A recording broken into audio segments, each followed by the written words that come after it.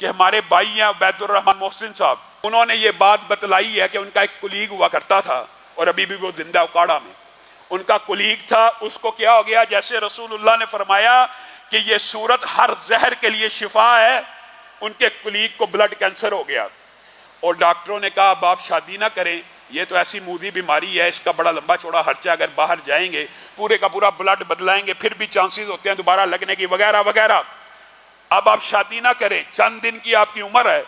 تو شیخ عبید الرحمن محسن بھائی نے اس کو یہ بات کہی کہ اب تو ہر طرف سے تو مایوس ہو گیا ہے نا، لیکن ایک در ابھی کھلا ہے، وہ در رب کا در ہے، اللہ ہی شفا دینے والا ہے، اور اللہ رب العزت نے نبی کریم کے ذریعے ہمیں اس سورت کی رہنمائی کی ہے۔ میں تجھے یہ بات کہتا ہوں کہ تو سورت فاتحہ 41 مرتبہ فجر کے بعد پڑھا کرو، کتنے دن؟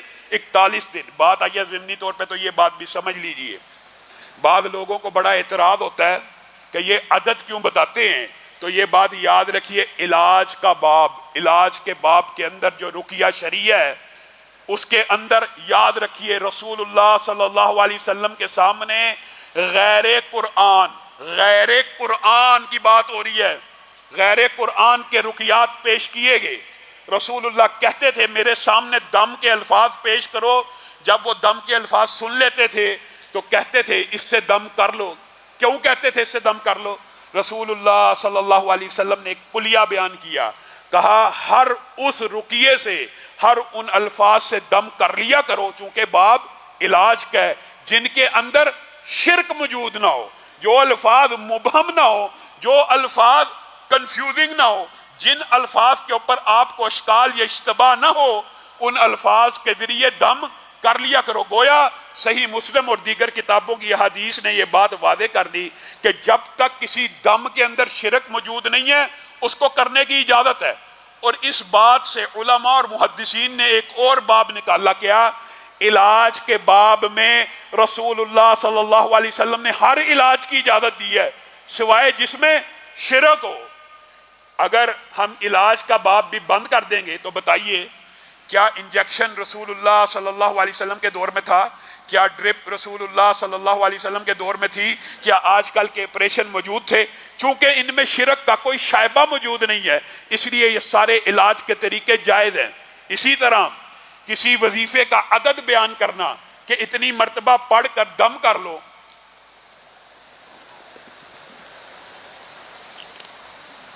اس کے اندر کسی بھی قسم کی شرک کی بات موجود نہیں ہے۔ یہ کیا تجربہ ہے، اور یہ کیوں کہا جاتا ہے؟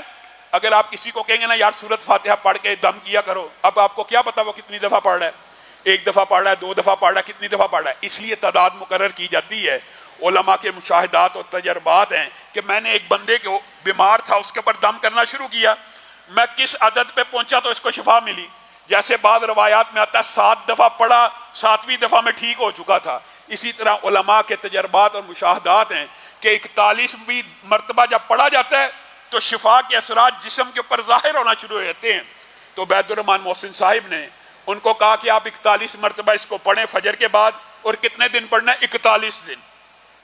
اب 41 دنوں کا جو تعین ہے یہ بھی کوئی شرکیہ بات نہیں ہے، یہ بھی مشاہدہ اور تجربہ ہے۔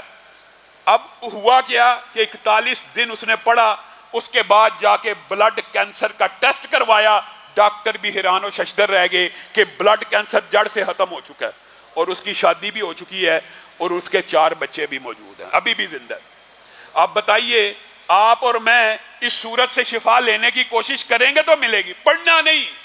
ہمارا مسئلہ یہ، ہم لینا نہیں چاہتے، ہمیں لگتا ہے کہ 41 مرتبہ پڑھیں گے بڑا ٹائم لگ جائے گا، ڈسپرین کی ایک گولی کھانا آسان ہے، پیناڈول کھانا آسان ہے، لیکن آپ کو یہ پتا نہیں ہے کہ اس کو پڑھنے سے صرف شفا نہیں ملنی، دوسری طرف نامہ اعمال میں نیکیاں بھی لکھی جا رہی ہیں۔ یہ آپ اپنا ہی نقصان کر رہے ہیں۔